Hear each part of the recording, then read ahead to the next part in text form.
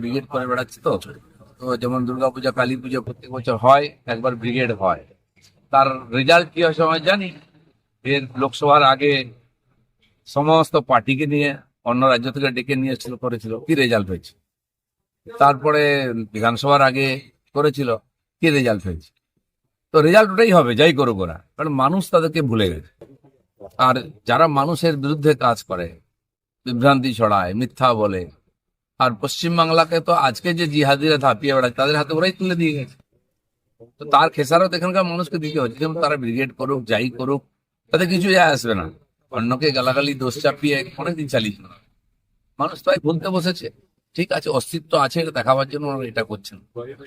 থমথমে জাফরাবাদে রাজ্যপাল বোসের পা ধরে কান্না নিহতের পরিবারের, তাই বিএসএফ ক্যাম্পের দাবিতে স্লোগান, নিরাপত্তা নিশ্চিতের আশ্বাস রাজ্যপাল। মুর্শিদাবাদের মানুষের এমন অবস্থা, তারা কাউকে ভরসা করতে হচ্ছে না।